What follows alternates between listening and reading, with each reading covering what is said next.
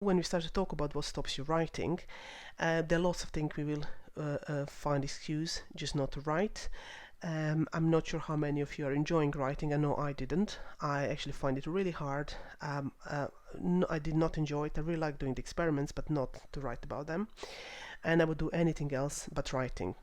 And one of my favorite was I just need to do another experiment, or I just need to read one more article. And it makes it really difficult when you kind of convince yourself there's so many other things you have to do to actually push yourself and write.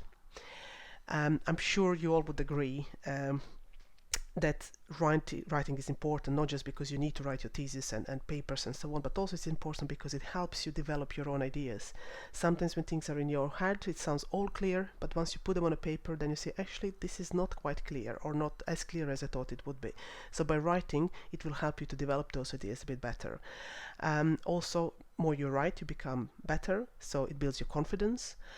And also you can select ideas and sentences that you've written and that are useful, so again helps you with that as well. Okay, so we will always find excuses not to write, particularly if it's not something that we enjoy doing or we feel that we are not good at it. Usually all of that is related to procrastination, of course.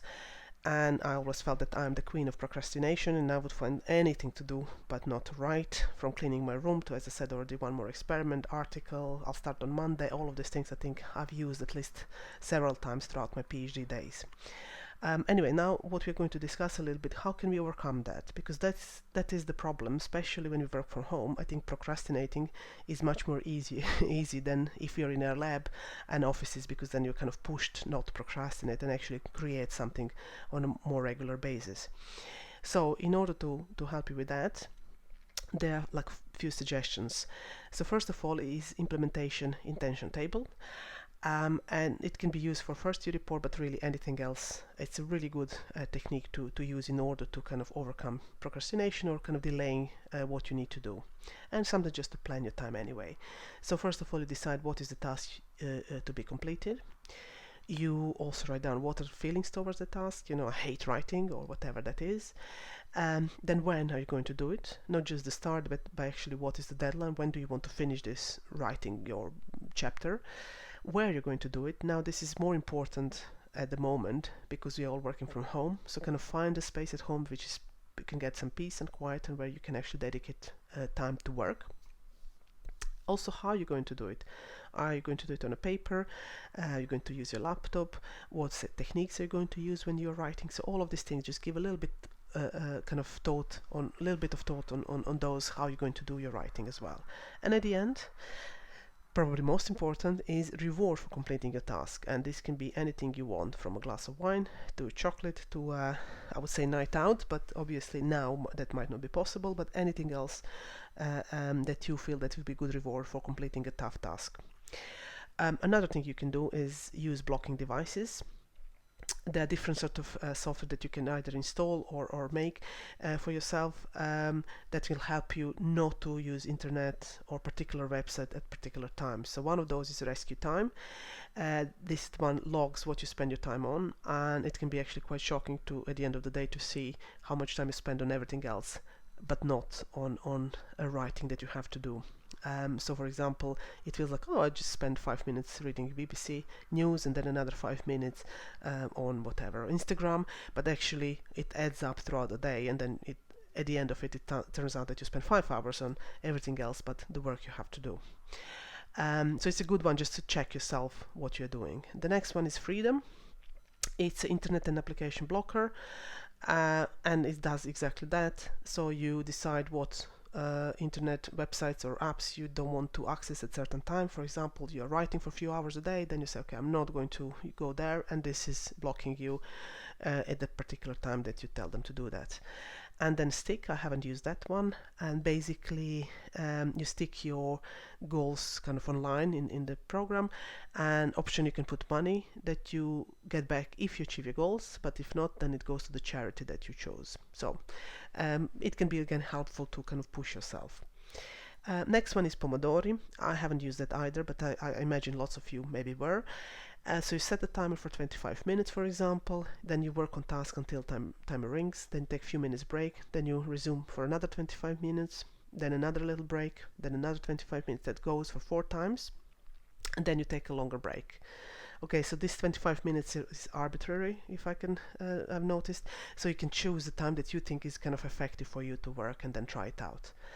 And the last one is prioritizing table. So to decide think about the tasks you have to do. What is important and urgent. Obviously you have to do it now because it's important and urgent. It has to be finished ASAP. Then think about what is important but it's not urgent. Then you can defer that. You can plan your time when to do that, and that's really important that you plan that time. So if you know the deadline is in future, then you think, when can I do that in order to finish it. Then it's non-important and urgent.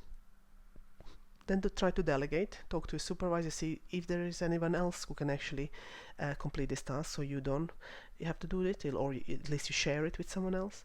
And non-important and non-urgent, you basically dump it and forget about it, or think about it for times when you are free, and you can do whatever you want, but not at the times when you have tasks to complete.